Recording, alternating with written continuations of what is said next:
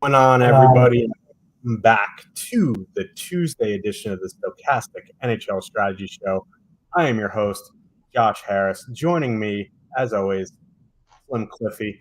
How are we doing on this Tuesday? Not doing too bad. Tuesday's always I hate Tuesdays. It's my least favorite. Yeah, it's my least favorite day. Like Monday, you're just kind of a zombie anyway, so you're just, more or less just going through the motions. It's like, bad Friday or something. But Tuesday's when it sinks in. Like you get up Tuesday morning, you're like, oh man, like 4 or 5 more days of this. And didn't cash last night, didn't do well at all. So kind of a double whammy. Interesting slate last night because like nobody really like super smashed, but there were a couple teams that did pretty well, obviously. Yeah, and I kind of agree with you. Tuesday sucks. Hump day is where it's at. Speaking of hump day, today is the 1-year anniversary of the hardwood promo. It popped up in my memories today. So, is it really? Yeah, I guess so.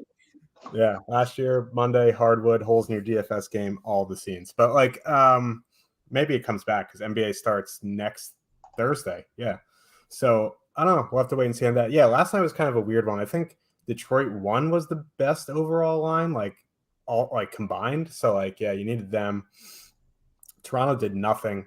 Matthews had 9 shots on goal, but nothing great for chalk Toronto. I just don't like turbo slates. Like I like 5-game slates if they're spread out a little bit. It just feels weird. Like the NHL couldn't stagger 2 of those games to 7:30, so they're all at break at the same time. It's just like, come on. But tonight we have massive contests on DraftKings. It's nice to see 50K to first in the 15, which is correct me if I'm wrong, like the first time they've done that outside of like the beginning of the season or the NBA All-Star break. So hopefully that fills. We have the Spinorama tonight with 100K to first. We have a $1,425 qualifier that's probably full by now. It's a 20-man field, but exciting. GPPs, nice slate tonight. Some big boys on the slate. McDavid and Draisaitl together. Colorado's on the slate. Tampa's on the slate. Buffalo on the slate. So pretty excited about that. We'll get into the slate in a second.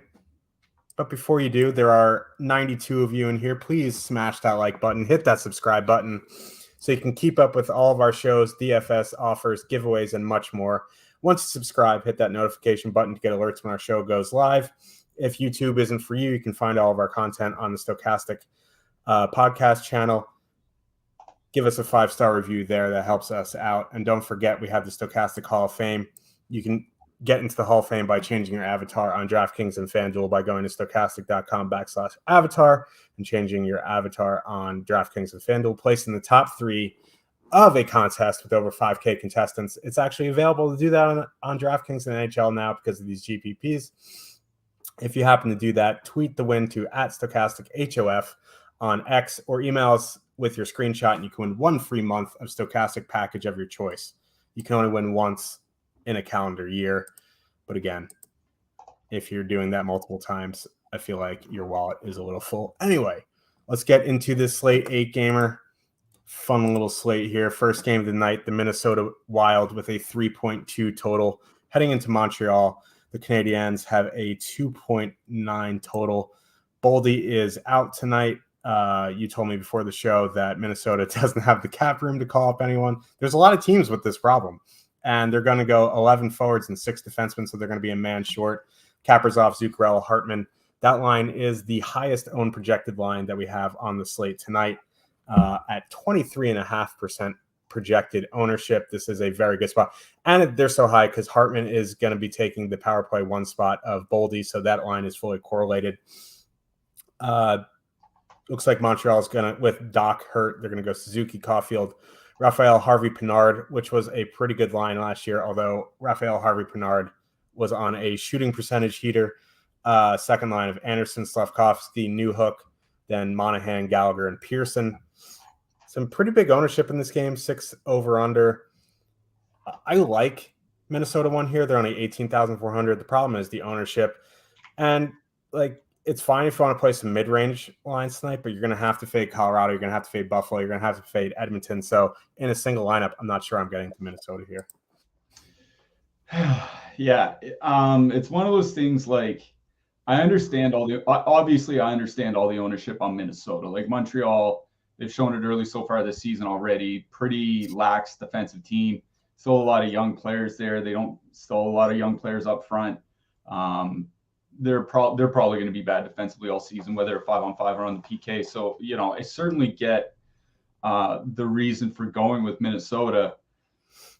They're off to another slow start, that top line. Only 57 shot attempts per 60 in their couple games played. They were a lot better a couple years ago when they were really firing on all cylinders. There's really not a matchup that really worries me. I do think Josh Anderson getting moved down to the second line makes the top line better defensively. Like, he's just, God bless Josh Anderson. He's a favorite of mine to watch. He's not a good defensive winger. Like, he just isn't. And he really drags down whatever line that he's on. So there are reasons for playing Minnesota one. They are going to be incredibly chalky. That's kind of the only problem here. Another thing that worries me is without Jared Spurgeon and now without Alex Goligoski, like, you're putting a lot on defensemen that really shouldn't be in the spots that they're in, right? Like, John Merrill probably shouldn't get over 20 minutes a night, and he might get that here tonight. Like, I like Brock Faber. Not sure he should be on your top pair right now. You know what I mean? Like, it's kind of like just moving players out of or into positions that they probably shouldn't be in. So I'm not going to say don't play Minnesota one, because the other thing with going 11-6 is it's the top guys that are going to get more minutes. Like, the minutes will be spread around a little bit, but like, if they're going 11-6, Kirill Kaprizov's not playing 17 minutes tonight. You know what I mean? Like, he's going to get a lot of ice time. Zuccarello is going to get a lot of ice time. Hartman's going to get a lot of ice time. So there are plenty of reasons for wanting to play Minnesota. I just think on an 8-game slate for a road team to be over 20%, like, that's a lot for me. So I'm not, your 150 maxers are obviously going to have them. If you're playing 1 to 3 lineups or something, you're going to have a decision to make. It's just not something that I'm doing personally. And once you get past Minnesota one, it's tough to stack anything, right? Because, like, which lines are actually going to play meaningful minutes together? Because you're going to see Kaprizov go play with, the quote fourth liners or whatever. That's how these 11-6 splits typically work out. But they're going to leave the top line together as much as they can, and it's going to be the second, third, fourth lines that are going to get jumbled. So it's going to be hard to really stack any line. Like, if you want to do like a Gaudreau, Foligno or something like that, like, I think you can do that. But for me, it's Minnesota one or bust, and it seems like a lot of people agree with that because the ownership is really high. On the Montreal side, I wrote up Harvey Pinard in the picks article, free every day for now, at least, over at Stokastic.com. Just go to the NHL section. I have a DFS article Monday through Saturdays. I talked about Harvey Pinard, and I brought up his shooting percentage. The other thing about that shooting is that a lot of it were scoring chances, and it's because Nick Suzuki is a really, really good playmaker. Like, Suzuki is good at finding teammates in good shooting opportunities. No, he's not going to repeat 22%, but can he be like a 15% shooter playing with Suzuki, or 14? Like, I think that's eminently doable. And Pinard, in his last AHL season, he was over 3 shots per game in the minor leagues. So this is a guy that shoots and likes to score. And that's why him and Suzuki really played well together. Like what I mentioned in that article was 2.9 expected goals per 60 minutes and 4.0 actual goals per 60 minutes playing with Suzuki. Those numbers are better than Suzuki's numbers with Caulfield. That's how good that line was for the 32 or 33 games or whatever they were together. So I really do like that line. I'm not super concerned about Minnesota defensively either. Not that Goligoski is a great defenseman, but now you're missing Goligoski and Spurgeon. Again, you're putting guys in situations that they shouldn't be in. They're going to get a lot of that Hartman-Kaprizov line, and that's not the great defensive line that the others can be. So I don't really have a problem with playing Montreal 1 here tonight. They are coming in over leveraged. That's kind of the problem here, is because they're not expensive. They're coming in at 8% on the top stacks tool by ownership with a top 2 probability under 4%. If you want to leave off Harvey Pinard, and put Josh Anderson on, because with Doc hurt, it's Josh Anderson going to the top power play unit. Like you can do that. Put Sean Monahan there or something like that if you want. I do like that line. I'm interested to see how they play. I think the ownership might just be a little bit high, but they're certainly in play for me. Other than that, it would be picking one-offs from the Montreal depth. So a one-off Sean Monahan, one-off Slavkovsky, that type of thing. That Montreal third line, Monahan, Gallagher, Pearson's coming in with a lot of ownership, because Edmonton and Colorado are so expensive tonight that if you want to stack elsewhere, you have to go find $8,000, $9,000, $10,000 lines, and there are only so many of those. Montreal 3 is one of them, so they're probably going to carry a lot of ownership, and that's the reason why I really don't want to stack them out, right? So I think it's both top lines for me, maybe some one-offs from the depth. I don't see like a full stack I want to play elsewhere on either side, especially with Minnesota only going with 11 forwards. Yeah, and I would be remiss before we moved on, hoping for Rossi to get some bigger minutes tonight. Yeah, I mean, we talked about Marco Rossi on an earlier show, and I think the time he's in the picks article, he scored. So, pat on the back for that one. But he's played legitimately well. Like, if you look at his shot rate is really high, only through the first couple of games. And that was kind of his problem in his earlier NHL call-ups, is that he wasn't creating much offensively. He has been creating quite a bit offensively now. Just 2 games, playing against the Toronto depth and the Florida depth. That's not really, anything to write home about. But it's not like Montreal is going to be any better. And, Rossi's a guy that could play not a lot of minutes, but a lot more minutes than he had been playing. Like, I could easily see him playing 15, 16 minutes here tonight. So if you want to pair him like with, a Foligno or a Gaudreau or something like that, I think that's fine. Yeah. It's depending on your build, right? If you're smashing in like Edmonton power play and you need some cheap guys, Marco Rossi does make some sense. Larry, maybe Isles too. Yeah, we'll get to them. The issue with them might be ownership, but yeah, they're in play for sure. Let's move on to the next one. Tampa Bay Lightning with a 3.4 total heading into Buffalo. The Sabres have a 3.5 total. Steven Stamkos out again tonight. The return to Buffalo for Jonas Johansson. Listen, like, they trash him in Buffalo, but maybe he has a little bit more motivation, but it's like putting lipstick on a pig. So I don't know. With Stamkos out, the top line is going to be Kucherov, Point, Hagel. Second line of Cirelli, Michael Eyssimont, Tanner Jeannot. For Buffalo, same top line. Victor Olson's out, so the second line is Cousins, Peterka, Krebs. Third line of Middlestat, Zach Benson, Jordan Greenway. Zach Benson, min price on DraftKings. That third line, if you want to call it, is 8,100, but they're almost the highest projected owned line in this game for me. And it's Buffalo 1. Like, I know they've come out to a slow start. They're 21,300, but no Stamkos, Jonas Johansson in net. They've been struggling on the penalty kill. I just, are the stars aligning for Buffalo 1? I know you have some minutes concern, but I think this is a Buffalo night. Yeah, I'll start with that concern first. There is a legitimate minutes concern with Buffalo, because Tage Thompson got his ice time kind of nuked down the stretch last year. Like, the last 15, 20 games, he was playing 17 to 18 minutes a game. He had been 18 to 19 earlier in the season. So far this season, kind of the same thing. He's not really getting the ice time that you'd want to see. Like he's at around 16.5 minutes. Like when you're paying over $8,000 for a player on DraftKings, you want more than 16.5 minutes. The thing is, I think this is a really, really good matchup for them. And we haven't been saying that about Tampa Bay for many, many years now. But Tampa Bay's been off to a terrible start so far this season defensively. That's another thing that I pointed out in that picks article over at Stokastic.com. Going into tonight, after 3 games, the Lightning are 30th by shots against at even strength, last by expected goals against, and 31st by actual goals against. Now, that's just at even strength. But the thing is that like it's kind of part of a pattern that started last year. If you go back to the All-Star break last season, which adds 34 games to the sample, they were 21st by shots against, 17th by expected goals against, 21st by goals against. So we're up to 37 games, or almost half a season of this team being well below average defensively.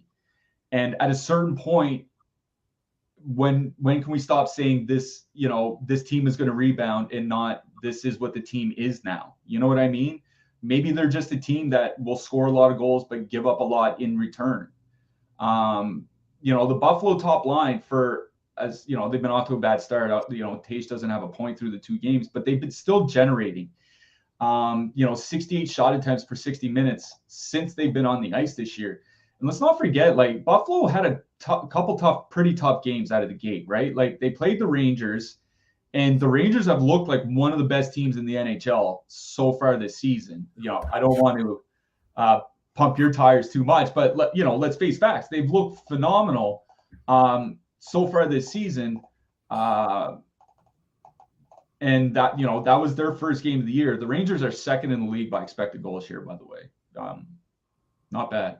And then their second game was going into New York to play the Islanders, which is just a dead zone for offense. Like almost no one does well going in there. So it's a dead zone for everything in Long Island. So if your first game is against one of the top teams in the league in the early portions of the season, and your second game is in one of the worst spots for creating offense that exists, you're probably not going to look very good. And, they've had tough time generating quality, but if Tampa's as bad defensively or anywhere near as bad defensively as they've shown, then this is a great matchup for the Buffalo top line. So yeah, I'm in on Buffalo 1 as well. One of my favorite lines on the slate, top 2 stack percentage of nearly 16%, only 5% ownership over on DraftKings. Ownership is higher on FanDuel, but still with good leverage because they're relatively cheaper on FanDuel, but they still have good leverage. So they're still very playable over on FanDuel here tonight. Like if you don't want to just go and slam Edmonton and Colorado or whatever, I think Buffalo's top line makes a very nice pivot. The second line is interesting to me. Olofsson, he always seemed like a fish out of water on that line. Like I'm sorry, Victor Olofsson's just not a top 6 winger at this point. Like he's just not. He's a guy that could probably do very well in very sheltered matchups on the third line, getting secondary power play time or something like that. But he can't go against opposing team top six. He just can't drive the play like that. That's why he's a healthy scratch. Peyton Krebs there. Like Krebs isn't a very good offensive player. He hasn't shown much offensively, but he is very good defensively. And I think that's kind of what that line needs. Like with Dylan Cousins and JJ Peterka, you really don't need more offense, right?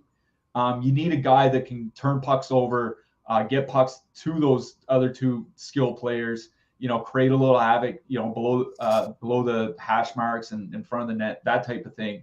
I think Krebs is going to fit in well there. So I kind of like that Buffalo second line. Cousins is on the top power play unit. They're expensive, which is a little bit of a problem. Like they're expensive for what they are, $13,300. But if you don't want to go to, one of those super chalk third lines that we've talked about already, if you want to leave off Krebs, maybe turn it into more of a power play stack and add Tage or add Alex Tuck or something like that, I think that's fine. But I think Buffalo too makes a decent filler stack, especially when you see how expensive or how highly owned Buffalo 3 is. Like Buffalo 3 probably has been their best line, all told, the Benson, Greenway, Middlestat line. Middlestat's a player that's really grown on me over the last couple seasons. Like I thought he'd be nearly out of the NHL by now, and he's actually looking like a top 6 playmaker. they're just coming in with too much ownership. Like 7% for a third line that might only play 13 or 14 minutes. Like, I'm sorry, I just can't do it. So I think it's Buffalo. Like Buffalo 1 is one of my favorite lines on the entire slate. I think Buffalo 2 makes a nice filler as well. On the Tampa side, like with Stamkos out, it's Hagel to the top line, but they messed up their power play units. So they're leaving Kucherov and Point together, obviously. Nick Paul is there, but then they're running the double defenseman thing with Sergachev and Hedman. So Brandon Hagel, even though he's on the top line, is not going to be on the top power play with them.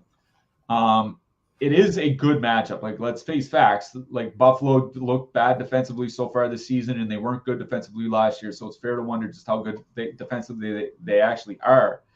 But they're coming in with more ownership than Buffalo is. You know what I mean? Like, they're coming in with more ownership than Buffalo 1, and Buffalo 1 is the home team. And that just doesn't make sense to me. The perfectly correlated line at home, mind you, not, a broken correlation line on the road. So I think when you look at the ownership, the expected ownership, it's Buffalo 1 over Tampa 1 all day for me in this matchup. Like, I think you can dip down to the, second line if you want to, like, two-man, like Esamont and Jeannot or something like that from Tampa. Maybe the Buffalo middle six struggles a little bit with their line shuffling, but I really do like Buffalo 1 in this game. So it's Buffalo 1, maybe some Buffalo 2 if you need to dip down, that I like the most. I think I kind of like the Tampa Bay depth a little bit better than I like the top line here tonight, just for ownership purposes. Yeah, a couple of things before we move on. There was a good question in chat from Could Be Travis. Are full 5-man stacks viable in GPPs? Or are you more likely to stack 4-3 with a one-off? I think power play stacking is very viable in GPPs. I think Buffalo power play stack is in play tonight for sure. It is very pricey because you have to add in Cousins, you have to add in Rasmus Dahlin, so you're going to have to go dumpster diving. But I think power play stacking is a nice way to get different, even if all those guys are going to be chalky. How many lineups are going to have the full power play? Not many. So, I mean, didn't Hofbrau hit with a power play stack last night? On the power play stack, I don't remember his lineup. I thought it was a power play stack from Detroit, but I don't even remember my lineup. So, okay, fair enough. But yeah, I think one of our subscribers took down GPP last night with it might not have been a full power play stack because Detroit does that double defenseman thing as well. So I don't think he had both defensemen, but I'm pretty sure he had at least one of them. So yeah, power play stacks are perfectly fine.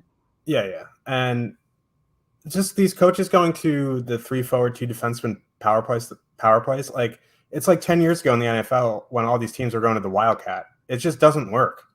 Like, just I get the thought process behind it because penalty kills are so much more aggressive now that teams are giving up way too many shorthanded goals. But I think you're also capping your upside on the power play. So it's like, what's the trade?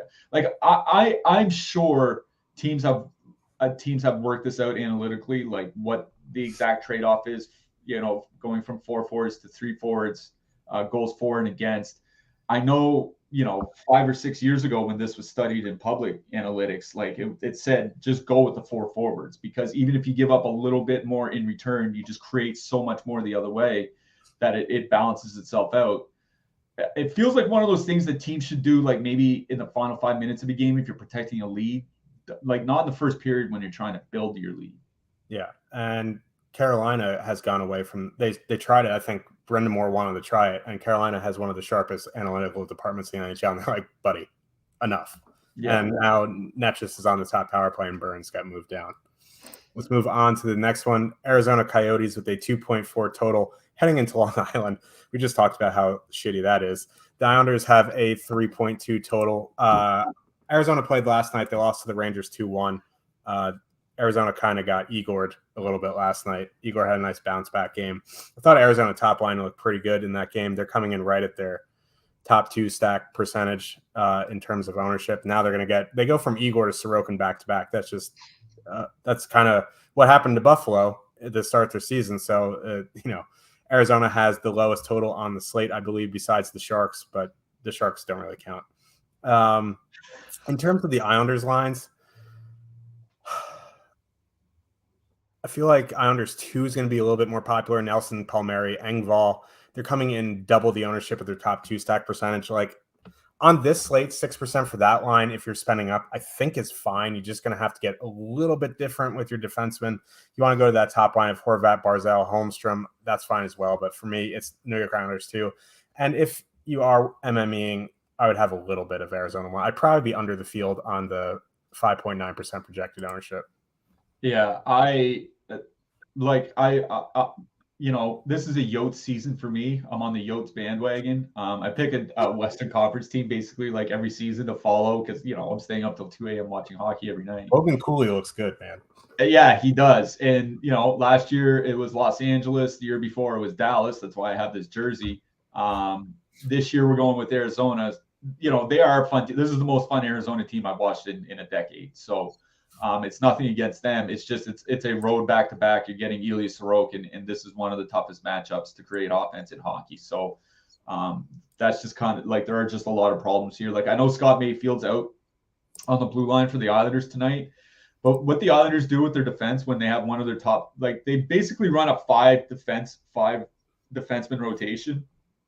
And when one of those 5 guys is out, they just play the other 4 guys more. Like it's not like the guy coming in is going to get 19 minutes. Like if Bolduc does dress or whatever, he's not getting 19 or 20 minutes. It's just going to be like 4 or 5, like 3 or 4 minutes extra for everyone else. So it's not like it's that much better of a matchup if even with Mayfield out. So I'm not going to waste time talking about Arizona here. Like, if you're 150 maxing or whatever, certainly you're going to play them. The price isn't bad on them. So like, you don't need like 3 goals out of them to for sure hit in a GPP, but I just don't think that it's a very good spot to pick them. I will say that yesterday we talked about how there's so many lines around that 17K price range that were viable.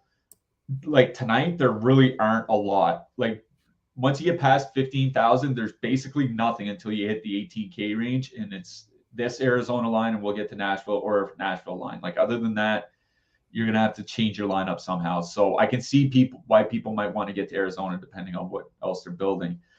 On the Islanders side, I want to note that the ownership on the Islanders has come down through the day. When we ran our first run of top stacks this morning, it was like 11 to 13% for the first and second lines on DraftKings, and that has come down to about 6%.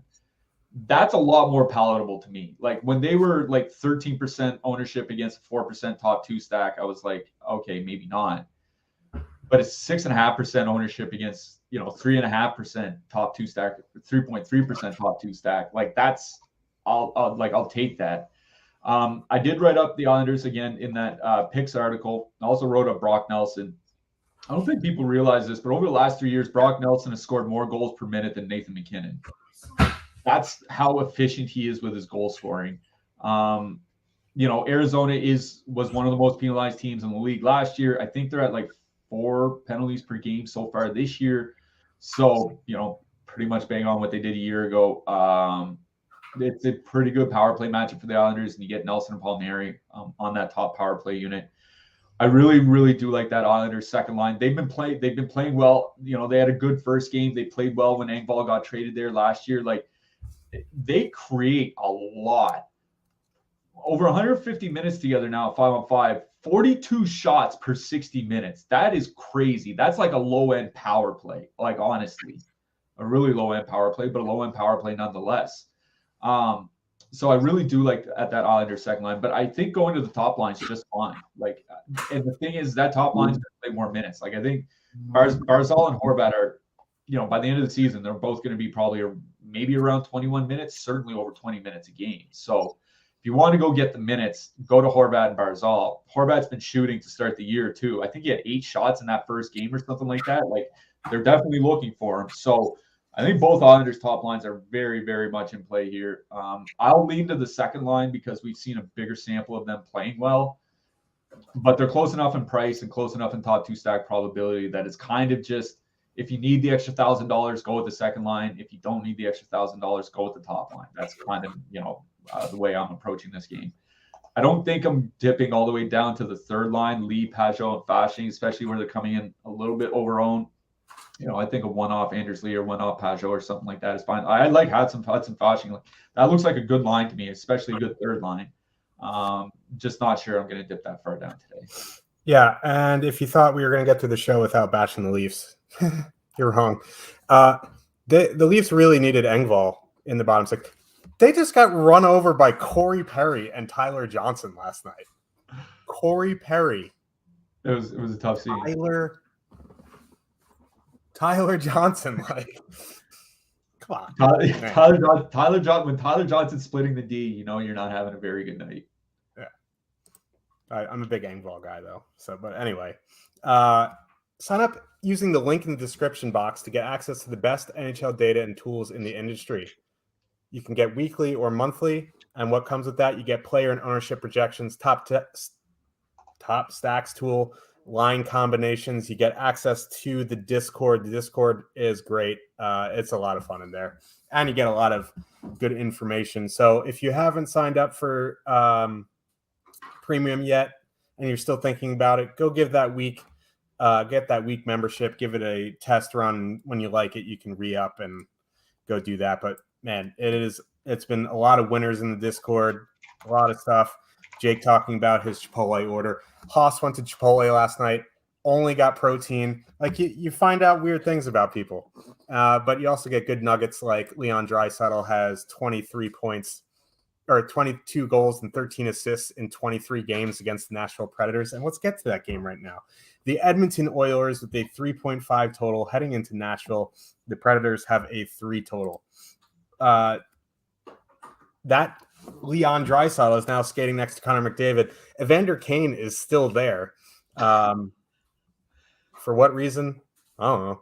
But that line to full stack is 24,000. Their top two stack percentage is 31.8%, but they have massive positive leverage. They're lower owned than the second line for Edmonton projected. Now, what can you really say here about Edmonton? It's a really good matchup, good power play matchup. They are going against Saros, who has been very good to start the season. But here's what I would say. I think you go Edmonton power play stack, or you full stack that top line. You add in Kane. You get on a unique path. I think if Kane can't get there with Draisaitl and McDavid, he's going to be in the bottom 6 before you know it. I'm about to sneeze, so I'm going to send it over to you. Okay, you enjoy your sneeze. Yeah, the tough thing with Kane being on the top line too is that there's no pivot. There's no cheap pivot to go to, at least not one with correlation McDavid and Draisaitl. Like, Zach Hyman's $1,000 more expensive. Evan Bouchard, if you want to just like go double center plus defense, is $600 more expensive. Hey, buddy. Ryan Nugent-Hopkins, what are you doing? Ryan Nugent-Hopkins is $400 more expensive. Your mic's unmuted. So I'm just the guy. So there's not really a swap with Kane. I think you might see. You mentioned it to me before the show. There's probably going to be a lot of people that just go McDavid and Draisaitl and then just build their lineup around that. That's something I could easily see.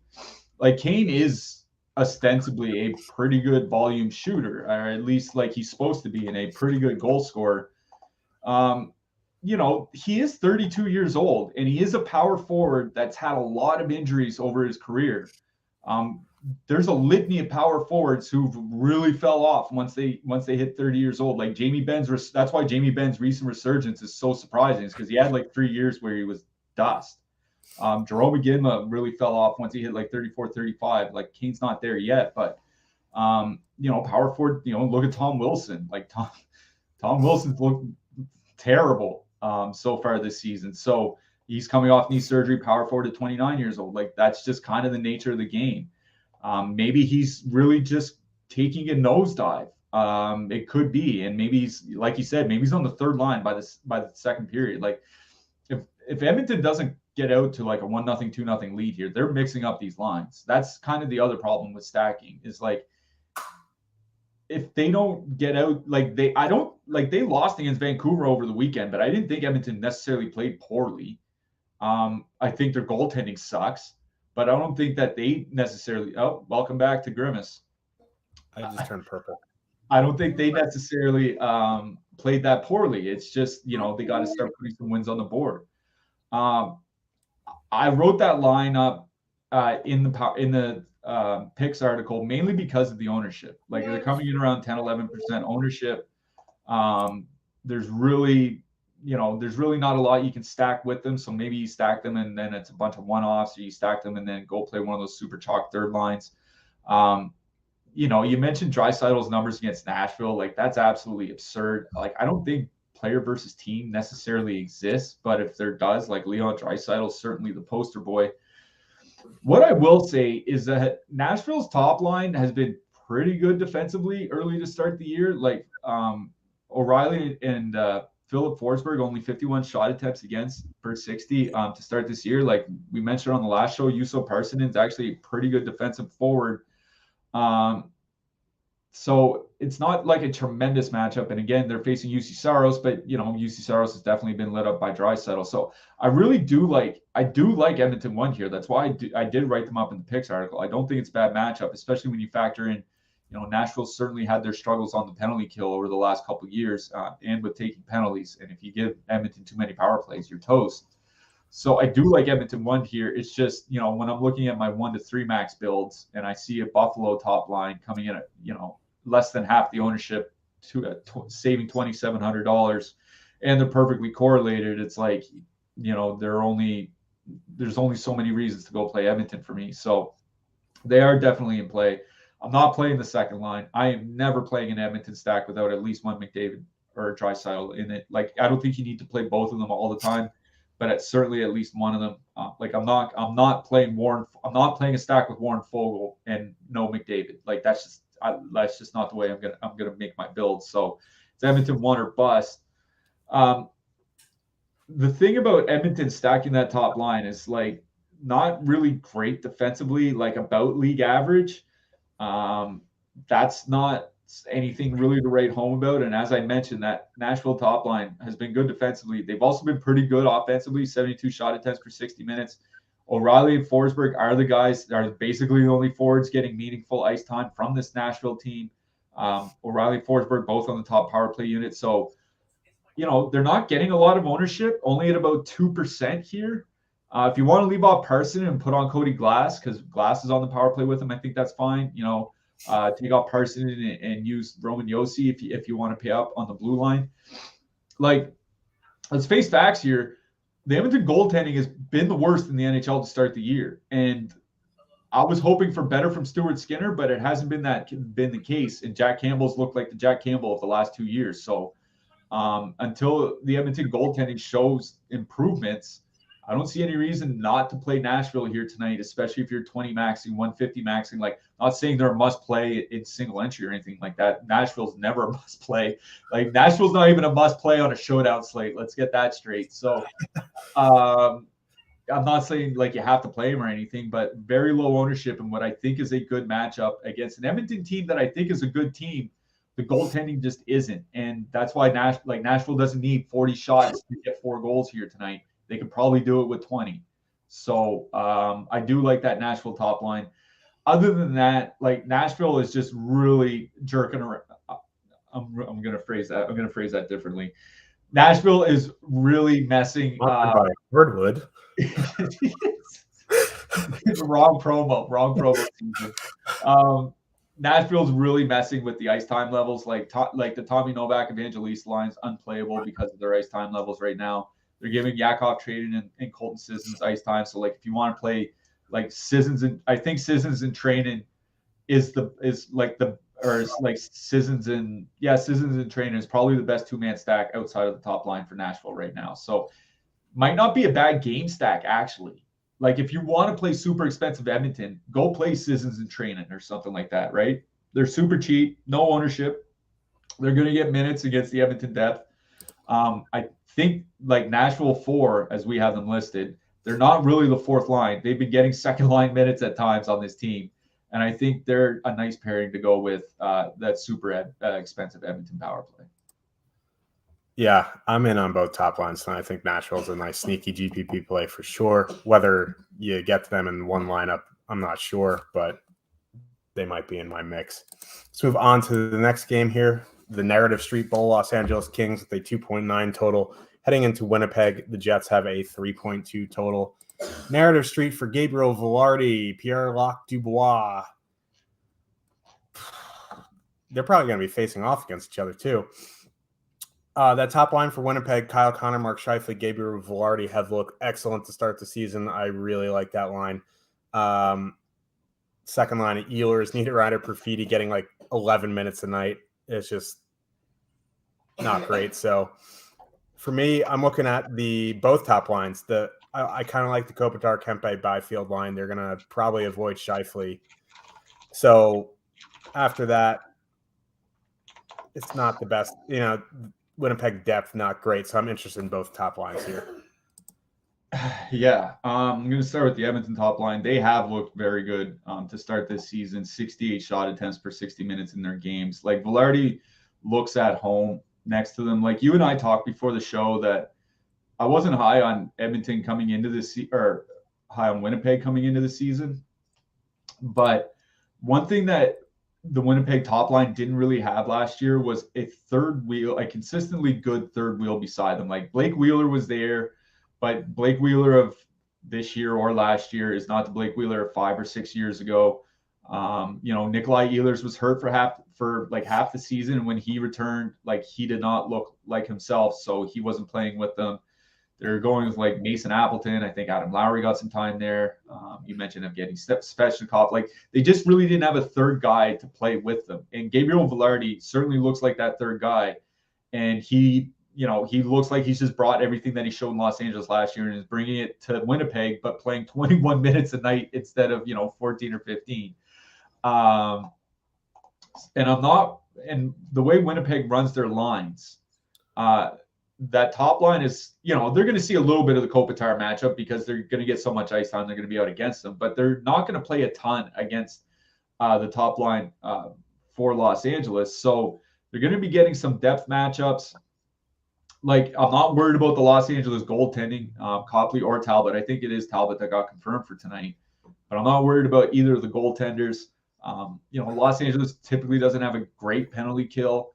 All three guys on the power play, all three guys playing a ton of minutes. Positive leverage on the top stacks tool. They're 18,500, which is perfectly reasonable for a line of that caliber on a slate like this. Like the Winnipeg top line is another one of my favorite top lines on this slate. I don't think there's anything else to play on the Winnipeg side. There's just nobody else getting the minutes. Like the second and the top line's playing like 21 to 22 minutes. The fourth line is playing like 8 to 10. And then the second and third lines are splitting the rest. And when you have your second line basically splitting ice time with your third line, you have two third lines. You don't have a second and a third line. It's just the way it's going. And Winnipeg heavily uses their top power play unit. So even though the second power play unit or second line of Ehlers, Niederreiter, and Perfidi are correlated on the second power play unit, they might not get a lot of ice time, even if there are 3 or 4 power plays. So I really do like Winnipeg one here tonight. They're another top line I'm looking towards. They're one of those lines that if you don't want to pay 21 and change for Buffalo, I think this is one of the pivots that you go to. On the Los Angeles side, one thing I will say about the Kings, I know they're not off to a great start this year, but we talked about it in the Discord a bit earlier today. Like they went to Australia for that exhibition series, and then they came back and they lost like 4 or 5 days at training camp. So when you include all the travel that they made, their training camp was about a week shorter than everybody else's. Plus, they traveled halfway around the world twice. So, all the way around the world, I guess, once. I think that's how the math works. And then, they come back, they miss all those days from training camp. And then their first 2 games of the season, yeah, they're at home, but they're against Colorado and Carolina, like maybe 2 of the 3 best teams in the league. Like, they probably had the worst schedule of any team from the middle of September until now. Hopefully, they're a little bit more settled down now. Quentin Byfield's playing like 16, 17 minutes to start the year, which is a lot more than he was playing for most of last year. He's shooting more. He has 6 shots in 2 games. So he's not a guy that you have to leave off Winnipeg one stacks. I'm not worried about the depth matchups against Winnipeg. The only thing I'm worried about Winnipeg from the Winnipeg side is that their penalty kill was actually good last year, and then you're facing Connor Hellebuck, right? Like one thing that helps the Kings a lot, or did last year anyway, was that they had a really, really good power play. in this matchup, it is a little bit tough. I think if I was 20 maxing, I would probably have maybe one or two Los Angeles top lines, I should say. In my single entry, I think I might be avoiding them. I think Kings 2, that Fiala Dubois Laferriere line, that they're perfectly playable. You get 2 out of 3 on the top power play unit. If you believe in narratives, it's certainly revenge time for Pierre-Luc Dubois heading back to Winnipeg. So, I do like that second line. The Kings' third line is really interesting for me. And I say that I say that knowing full well that, it's the Kings' third line on the road, but Arthur Kaliev is back in the lineup tonight. And Arthur Kaliev is a guy that I've been really, really high on since he was drafted and went early in the second round for the Kings back in like 2019 or 2020 or something. Basically, mainly been a power play guy for them. Hasn't done a lot of 5-on-5, but he's been playing on the fourth line quite a bit, right? And now he finally gets Trevor Moore and Phil Deneau as wingers, not elite guys, but certainly pretty good two-way players who can help with Kaliev's deficiencies. And Kaliev still has one of the best shots in the NHL, like not a Bedard or Matthews shot, but certainly in the next tier just below them. He's really, really cheap. They're not coming in with a ton of ownership. I think Deneau, Moore, and Kaliev, especially where they're all going to be on the second power play unit, and, the Kings do run their second power play a little bit. I think Deneau, Moore, and Kaliev is one of those filler stacks that if you want to play them, need a really, really cheap stack with a super expensive Edmonton or something like that, that's one to use. Yeah, I'm a big Kaliev slappy too, so we can go down with the Kaliev ship. Before we move on, we have a $5 super chat from DJ Weeze, our resident DJ in the Discord. He doesn't really do anything with DJing, but Cliffy, with the contest pretty good tonight, I need advice. The loneliest time or the loveliest time for build music today? Yeah, it's the loneliest time. Like, don't get me wrong. I'm a fan of the loveliest time. For anybody, I'm sure our entire chat is wondering what the hell we're talking about. We're talking about Carly Rae Jepsen's last 2 albums. One's called The Loneliest Time. One's called The Loveliest Time. Don't get me wrong. I like The Loveliest Time. I just think the highs on the first album, on The Loneliest Time, are so much higher. Go Find Yourself or whatever is one of my favorite pop songs of like the last 10 years. Certainly one of those songs where if you're hammered at 3 a.m., just smashing vodka, sitting on your couch, that you might want to listen to. It starts with an absolute banger with Surrender My Heart. So, yeah, The Loneliest Time for sure. One of my favorite bits on Twitter is Pete Blackburn trying to get Carly Rae Jepsen to fall in for like 3.5 years. It's so good. But yeah. Let's move on to the next one. The Colorado Avalanche with a 3.3 total heading into Seattle. The Kraken have a 2.8 total. Seattle kind of mixing up their lines. The McCann, Beniers, Eberle line still intact, but now the second line is going to be Jaden Schwartz, Bjorkstrand and Wenberg. Third line of Burakovsky, Tolvin, and Gord. Status quo for the Avs. Avs not getting a ton of ownership here. It's a decent matchup. I mean, the Kraken are a pretty good team. It's just goalie issues, and McKinnon and Rantanen are coming off a game where they just created so much. They just didn't finish. I think going back to Colorado 1 here makes a lot of sense. Yeah, I think it does too, especially where you're not seeing a whole lot of ownership on them. They're coming in under 10% on DraftKings, under 5% on FanDuel, where they are more expensive. They have been creating. I even looked at the game that wasn't against San Jose, because those numbers against San Jose were like I know people say video game numbers way too much, but they were straight up video game numbers. They ran over Los Angeles as well. Again, I talked about Los Angeles schedule, so like maybe there's something a little bit wonky with the start for Colorado here. They have looked really, really good. I think Rantanen and McKinnon averaging over 23 minutes a night to start the season, which like you're playing San Jose and you have to play that much. Like maybe there's a little bit of an issue, but for DFS purposes, it's really nice to see them playing that much ice. Goal against the Sharks for McKinnon. Yeah. My issue with Colorado is Seattle penalties and penalty killing. Like Seattle doesn't take a lot of penalties. They might only take a couple here tonight, and their penalty kill is generally pretty good, even with poor goaltending. And that's kind of like the one thing that really separates Colorado from a lot of other top lines is like, they have multiple guys that can put up like 40 power play points in a season. It's basically only like Edmonton and maybe Tampa Bay that could kind of boast that.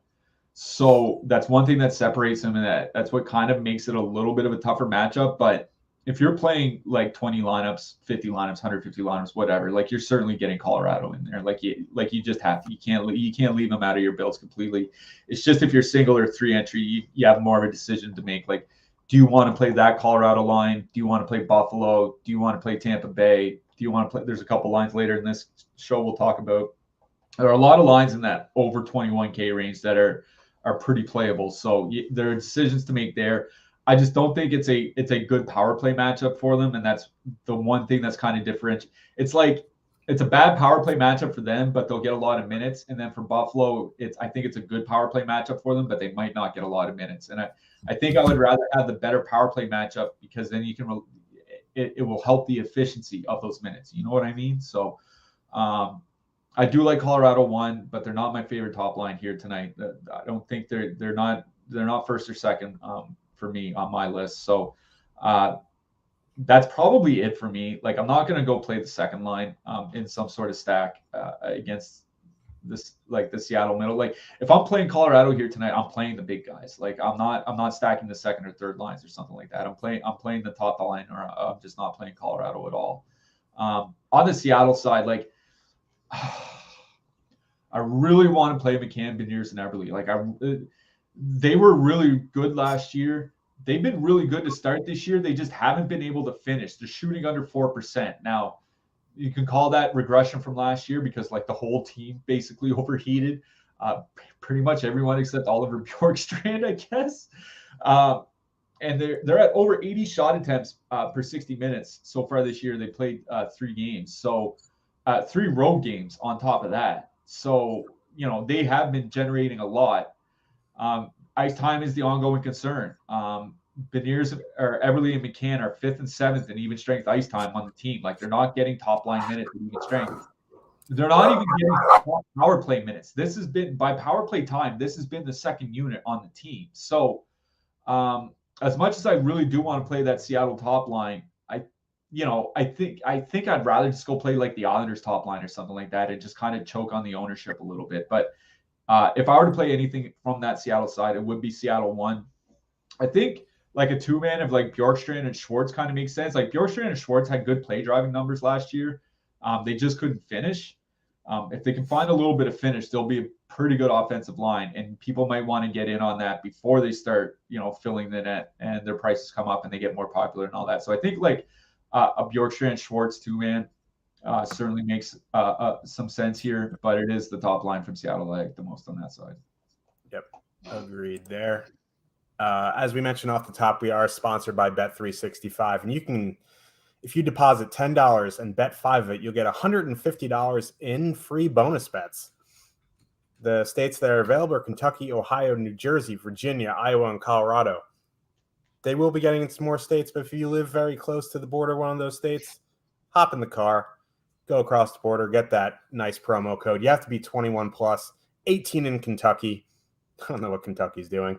They just kind of beat to their own drum there. Also, if you want to tail my big dog plus money prop of the night that I have on my Twitter every day, today it is a Roman Josi assist at plus money. I didn't really shop it because I don't have a balance on a lot of sports books, and I've had a big night the other night on DraftKings. So I bet mostly on DraftKings, but make sure to check out Odd Shopper if you want to shop the best lines there. But if you or anyone else, have a gambling problem, call 1-800-GAMBLER.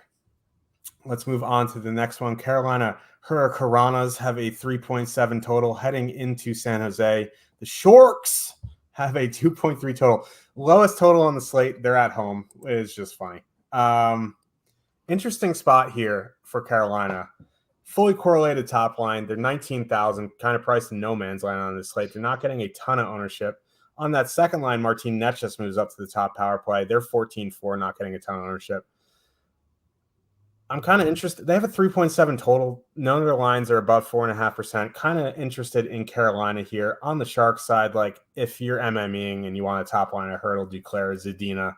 It's a brutal matchup, but it's 12-9 and let you fit in the big guns. Like they maybe be like, I'd have like 1 or 2% of them, but Carolina 1 is my favorite line in this game. Yeah, I'll start quickly on the San Jose side. I have no interest in the top line. Hurdle, Duclair, Zadina. I mean, they're going to get minutes. Like I could actually see them being kind of a decent line if San Jose had anything approaching an NHL blue line, but they don't. So I don't really have a lot of interest in them. It's the Hoffman, Bordeleau, Eklund line that I'm actually kind of interested in. The reason for that is because they're going to get bottom six matchups for Carolina, which means bottom pair matchups on the defense for Carolina. And I don't know if anybody's looked at Tony DeAngelo's defensive numbers so far this year, but there's a reason why Carolina's been giving up a lot of goals. And it's not because the team's bad. It's because they're getting just buried when DeAngelo's on the ice. You and I looked at a graphic the other day when he's on the ice. Like one side of the ice, there's almost no shots, and it's not the side that DeAngelo's covering. On DeAngelo's side, they're just firing at will because he sucks defensively, like to the point where I don't like Carolina is arguably the best defensive team in hockey, and even they can't carry him. That's how bad he is at this point. Like he's still a great power play defenseman. Don't get me wrong. He just completely sucks in his own end. And that's why I don't mind that Hoffman, Bordeleau, Eklund line, because they're probably going to see more minutes against DeAngelo than the top line will. So, Eklund's been shooting a little bit to start this season. Bordeleau's looked fine in, the minutes that I've seen of San Jose. A two-man of like Bordeleau, Eklund, or like Hoffman, Eklund, especially where they're on the power play unit now, I think that's kind of fine. But I'll let's be honest here, I really don't have a lot of interest in San Jose. The Carolina side, talked about, I think on the first time Carolina was on a slate, about how they get a lot of offense from the defense. And when I was looking at it in the offseason, like 1/3 of their shots at even strength came from the blue line. It was the most in the NHL. The only other team above 30% was the Islanders. So like they were, clear ahead of most, the vast majority of the NHL. So far this season, the Carolina defense has taken 58% of the shots when the Carolina top line is on the ice. That means the Carolina forwards, the top line forwards, through 3 games, are taking fewer than half the shots. That is absolutely absurd. Like it's going to swing back. Those percentages are going to normalize eventually. But my hope when they got Orlov and when they got Bunting, et cetera, that they would kind of turn into more of a counterattack team and less of a as somebody pointed out to me on Twitter, like a high cycle team. I call them a cycle team, but they're more of a high cycle team because they do shoot from the blue line so much. When you run your offense through the blue line that much, you're necessarily taking at least one forward out of the scoring play, right? Because if the defenseman's taking the shot, that's one potential point taken away from a forward because you can't get a perfectly correlated goal. There's only three guys that can get a point on a goal. So $19K is pretty expensive for that line. Like you said, kind of in no man's land. I'd rather just, they're at 4%. Winnipeg one's at 7.5%. I'd rather just go play 7.5% Winnipeg one at home to Los Angeles. Like that's just kind of the way it is. I think the Carolina line I do like the most is the third line because San Jose typically doesn't take a ton of penalties. That third line typically doesn't get a lot of power play time. Jordan Martinook is the only Carolina forward doing any shooting to start the season. And they're coming in with very little ownership. I think a two-man like Stahl, Martinook or something like that against the third, fourth line from this San Jose team makes a lot of sense as a filler stack. Yeah, one of my favorite quotes from last year when John Tortorella was like, I didn't realize how bad Tony DeAngelo was defensively. And then he is gone because Torts, if you can't play defense for Torts, you gone. Let's move on to the last game of the night. Dallas Stars with a 2.8 total heading into Vegas. The Golden Knights also have a 2.8 total.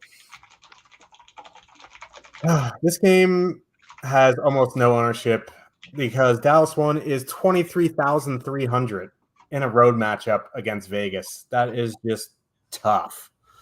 The top line for Vegas, 19-7 going up against Dallas, which is a good team.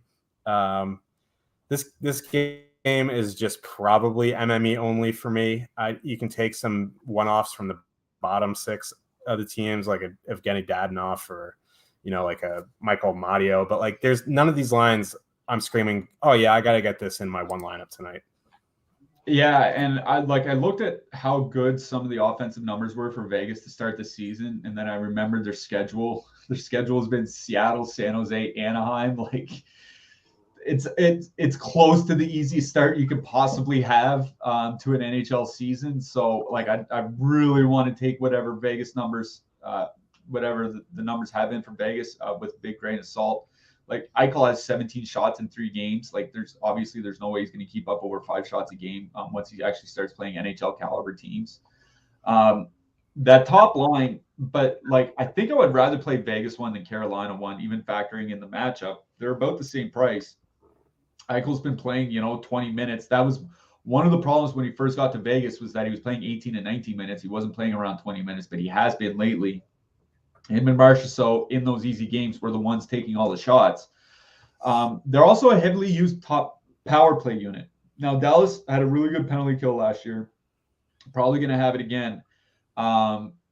But where they might get so much ice time because they are a heavily used unit, I think I would probably rather play Vegas one than Carolina one. The Vegas second line is a pass, so is the Vegas third line.